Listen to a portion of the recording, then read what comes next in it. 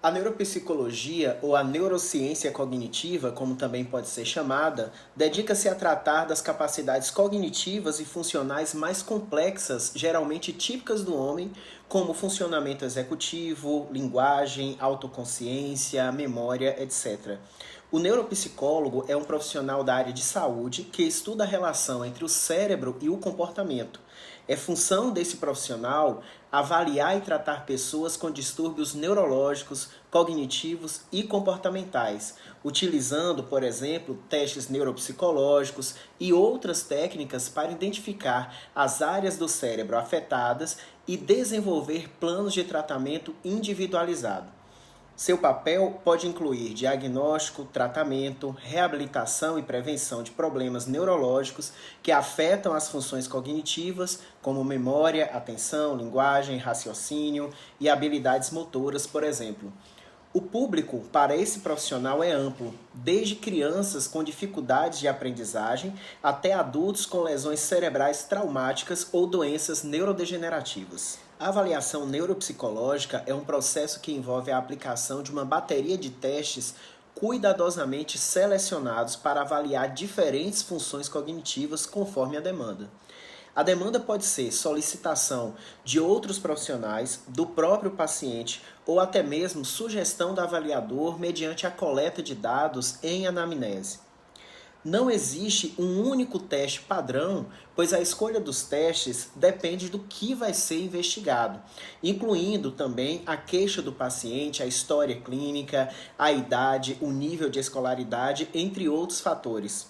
O objetivo é identificar pontos fortes e fracos cognitivos, comparando o desempenho do indivíduo com dados normativos para sua faixa etária e escolaridade, por exemplo. Alguns dos principais testes usados incluem testes de memória, testes de atenção, linguagem, funções executivas gerais, habilidades visioconstrutivas, raciocínio, personalidade, entre outros.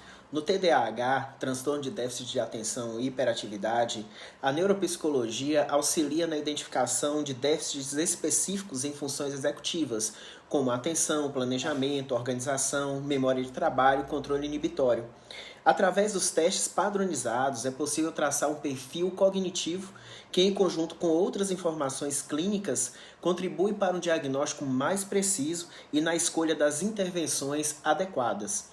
Já no TEA, transtorno do espectro autista, a avaliação neuropsicológica pode identificar padrões de funcionamento cognitivos atípicos, com dificuldades em habilidades sociais, comunicação, flexibilidade cognitiva e processamento sensorial, por exemplo.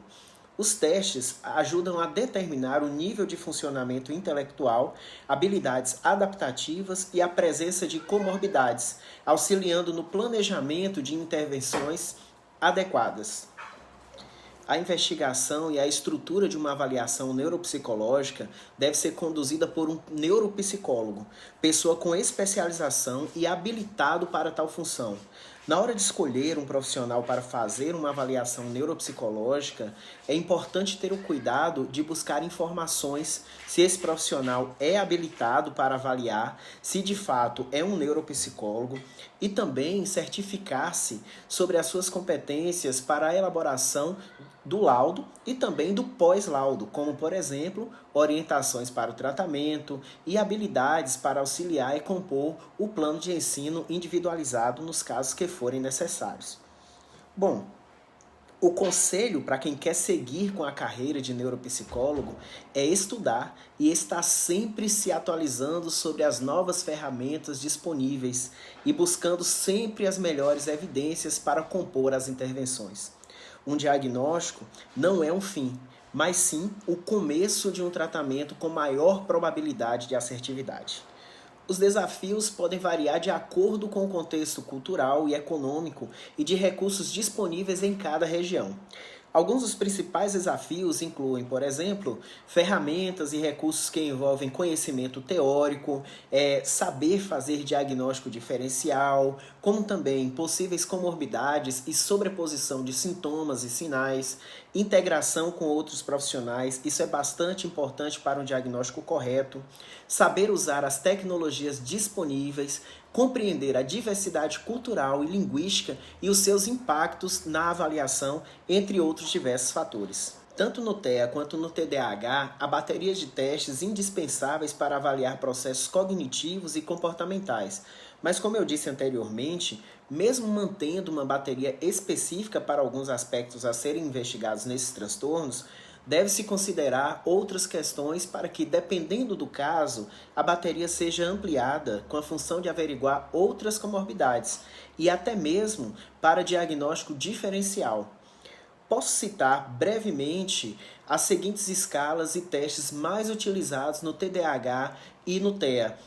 Por exemplo, o ETDAH, o RAVLT, o VISC-4, o VAIS, BPA, FTD, ASRS-18, AQ10, BFP, escala ABC, MCHAT, entre outras. Uma das funções da avaliação é dar um norte para o trabalho que será desenvolvido com esse paciente.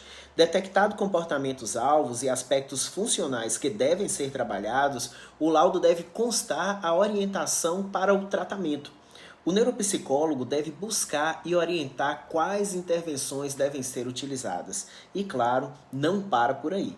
Após selecionadas as intervenções corretas, deve-se mensurar os avanços do tratamento para observar a eficácia das intervenções e os rumos do tratamento.